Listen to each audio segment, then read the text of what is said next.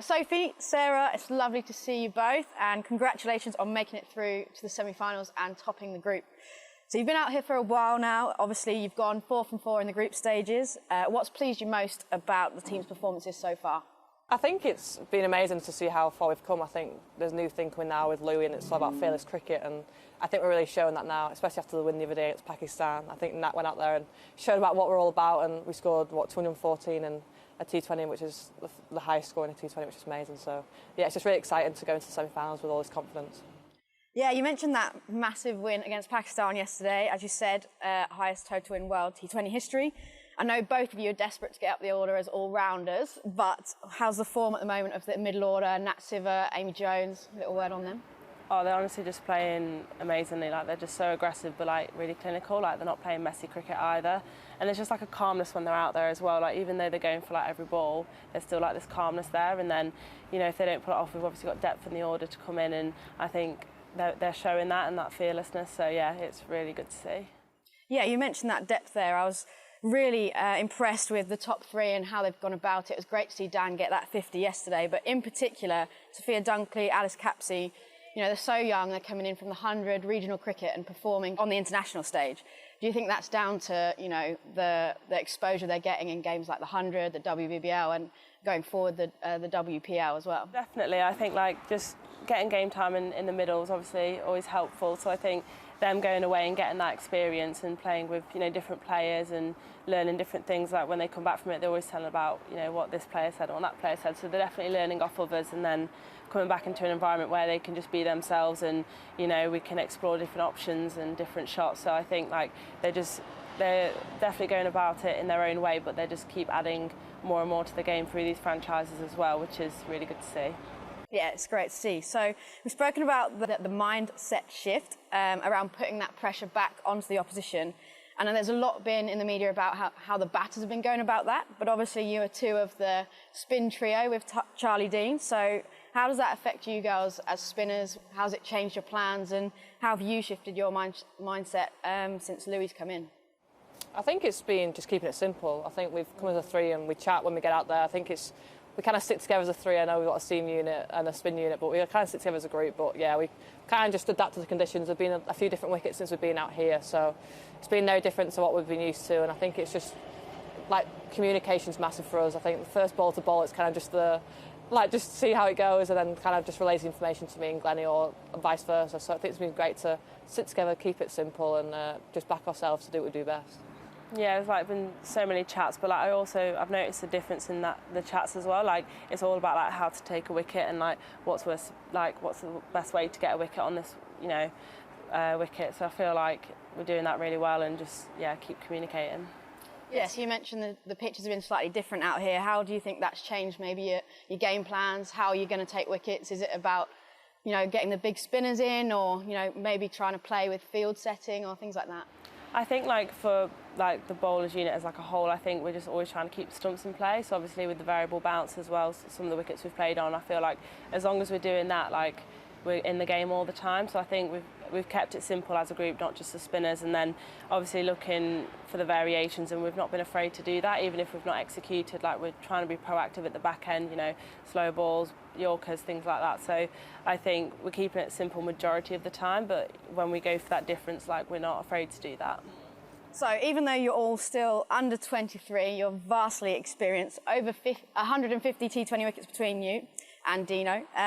Charlie's obviously relatively new to the T20 team. What impact has she had on the bowling group, and what does she bring to the team? So, I think it's been great for her to come in. I think she's got a bit of learning to do. I think she's still so young and still so new, and she's been doing so well recently. She had a great series in West Indies, and it's so great for her to come in, and she just needs to back herself. I think that's a massive thing with her. I think confidence is a massive thing, and when she backs herself, she nails it, and I think she just needs to use her fields to how she bowls. And yeah, she's been great. She also gives a lot in the field, doesn't she? She's a funny one to have in the field. She's obviously a great field as well, so yeah, she gives a lot to the team.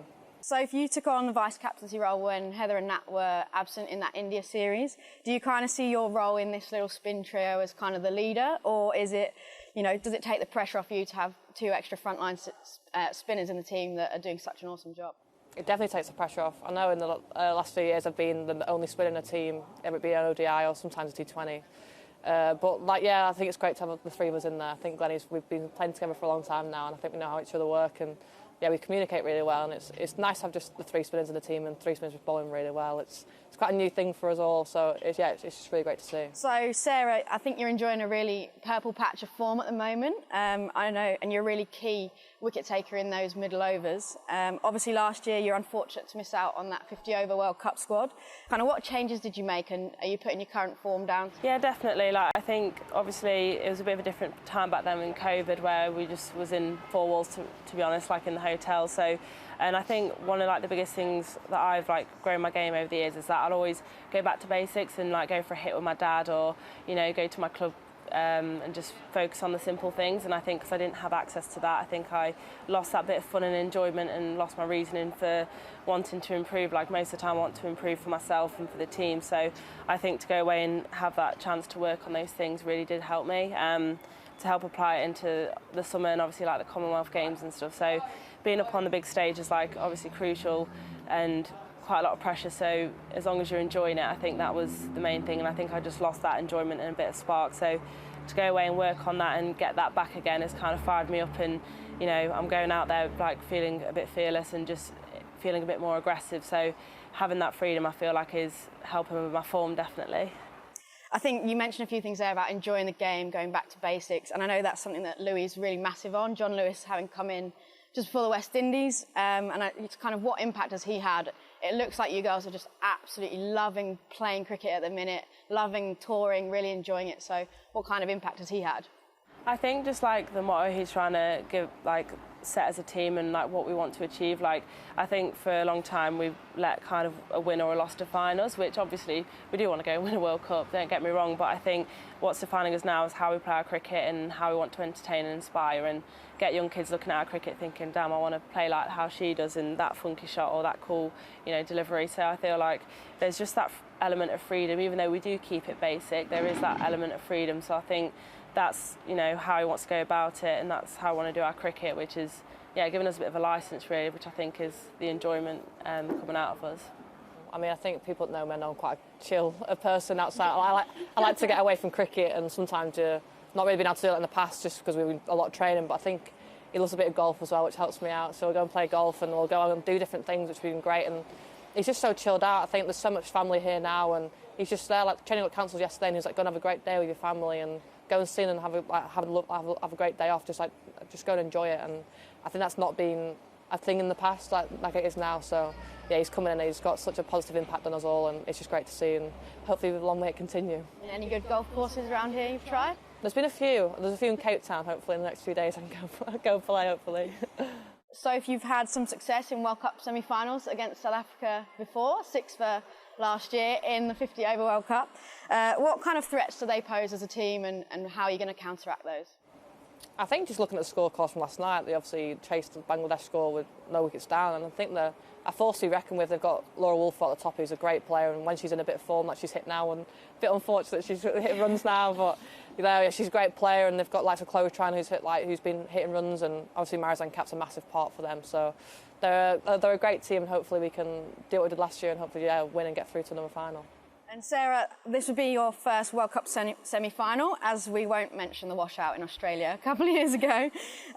What do you kind of expect from a semi-final against the host nation, maybe a bigger crowd playing South Africa, and how have you found the tournament as a whole? I think, I'm going to expect them to come out pretty strong. Obviously, I feel like they're peaking at the right time, and obviously when you peak at the right time with a home crowd, I think it'll be a pretty tough game. But I think with how I've been playing our cricket, I think there'll still be a sense of calmness there, and I think we'll keep that. And leading into the semi-final, obviously I've not been in one myself, but I think I guess in the past we'd have started to worry about it or be a bit stressed, but the whole group just seems so relaxed, and it's we've got a semi-final in 2 days, and we're just we're going up Tay Mountain today, and it's just talking about what shopping, golf courses, it's almost in the back of our mind at the moment, and I think that's what we're doing at the moment. We're really just living in the moment, not looking too far ahead, and I think that's what we've done in this tournament as a whole, and I think that's why I've really enjoyed it, because we just took each day as it comes. It's okay, right, we're training today, okay, we've got a World Cup game, we're not getting ahead of ourselves. So I think we've done that really well as a group to kind of stick together and keep that calmness. Yeah, I know Louis loves the saying of live in your shoes, doesn't he? And you two have probably got the most on tour, haven't you? Yeah, definitely. We're living in lots of shoes at the moment.